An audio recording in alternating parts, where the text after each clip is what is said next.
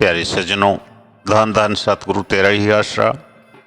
आज हम नारद जी के समय की एक ऐसी साखी पर विचार करते हैं जो हमें दर्शाती है कि भाई बंद रिश्तेदार के साथ हमारा जो रिश्ता नाता है वो सिर्फ कर्मों का है।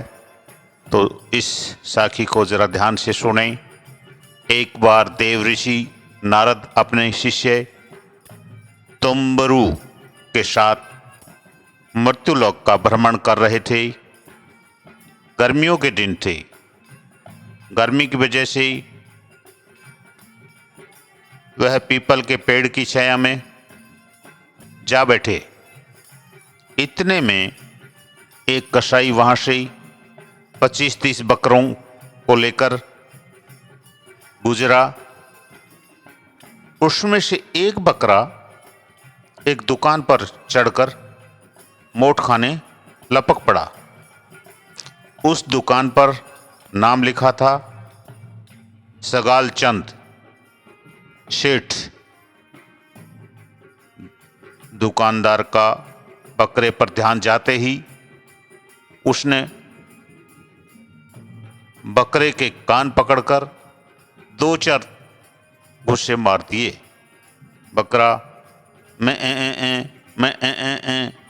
करने लगा और उसके मुंह में से सारे मोट गिर गए।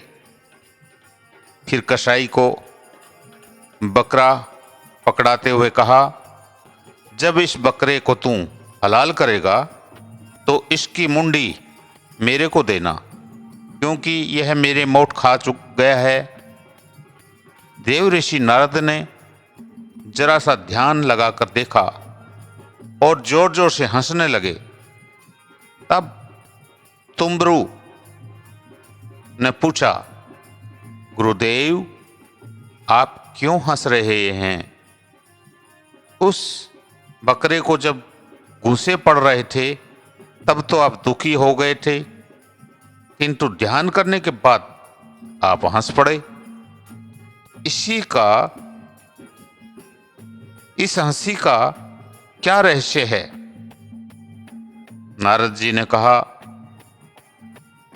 छोड़ो भाई, यह तो सब अपने कर्मों का फल है, छोड़ो। नहीं गुरुदेव, कृपा करके बताएं।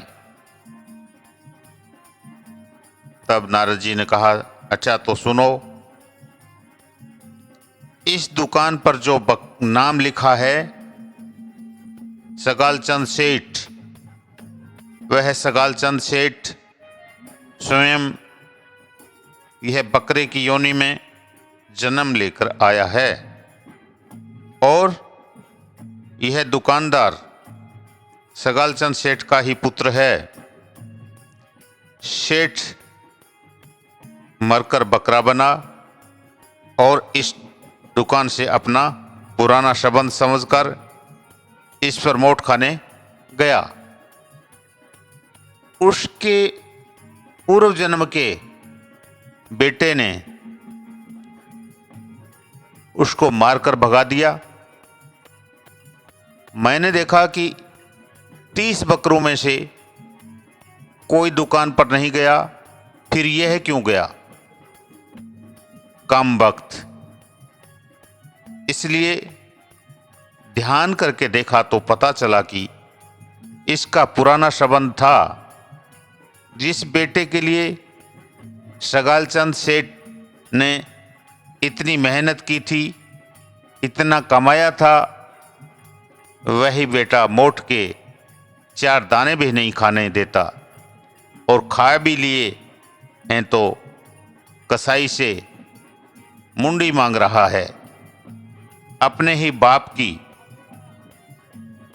नारद जी कहते हैं कि इसलिए कर्म की गति और मनुष्य का मोह पर मुझे हंसी आ रही है।